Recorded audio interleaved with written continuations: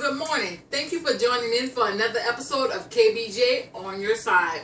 My name is Carolina Miles, and today our topics of choice will be the U.S. Treasury yield curve and interest rate forecasting.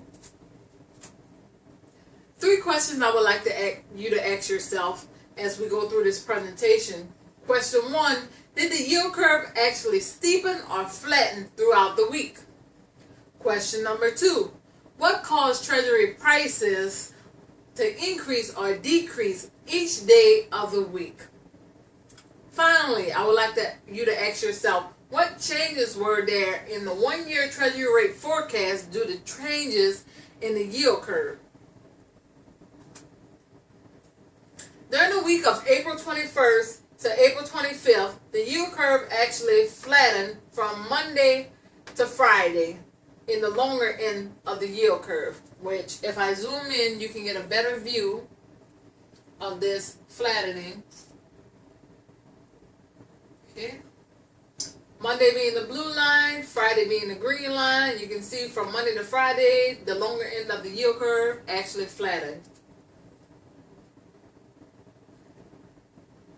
Now we're going to do a weekly review of each day of the week. On Monday, April 21st, due to the sale of $96 billion in U.S. government notes this week, Treasury prices actually declined on Monday, while yields actually increased, especially on the 10-year note, which increased 3.125% that day.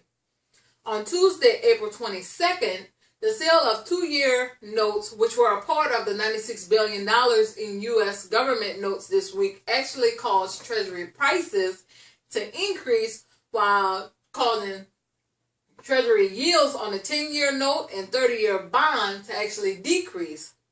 On Wednesday, April 23rd, a weak U.S. housing report actually caused Treasury prices to increase while causing Treasury yields on the 10-year note and the 30-year bond to actually decrease. What about Thursday? On Thursday, April 24th, 2014, increased tension between Russia and the Ukraine actually caused Treasury prices to decline while Treasury yields actually increased, especially on the 7-year notes. Finally, Friday, April 25th, an upbeat U.S. spending release actually increased Treasury price while driving the yields on the 5-year note, 10-year note, and 30-year bond down during Friday.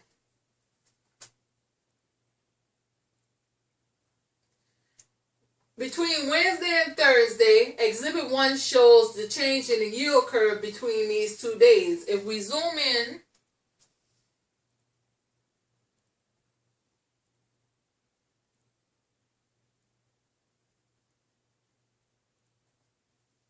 Wednesday being the red line, Thursday being the green line.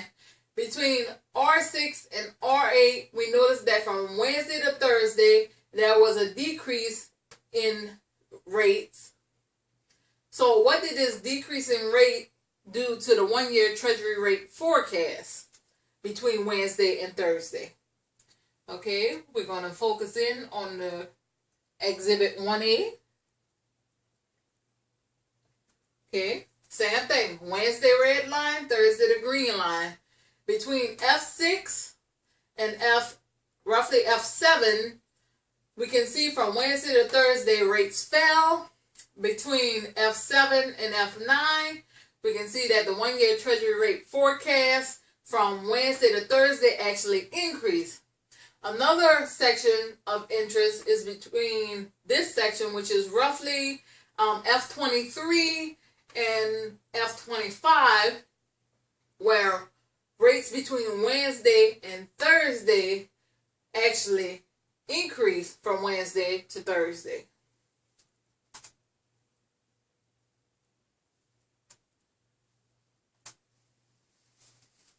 What about the Treasury yield curve between Thursday and Friday? In Exhibit 2, we will see the yield curve comparison between Thursday and Friday.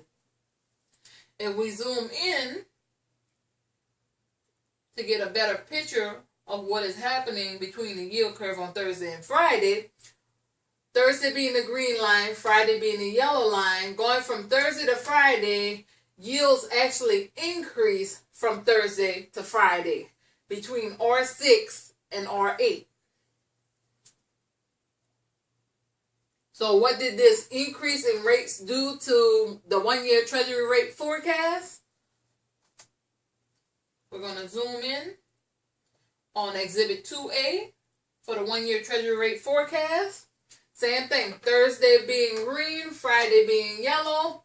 From between F6 and F8, roughly, from Thursday to Friday, rates actually increase, while between roughly F8 and F9, rates between Thursday and Friday actually decrease overall. Which you will also notice other changes in the yield curve where rates on Thursday were actually much higher than rates on Friday. Thank you for tuning in to another episode of KBJ On Your Side. My name is Karenata Miles. Thank you for joining in and have a nice day. Turn that.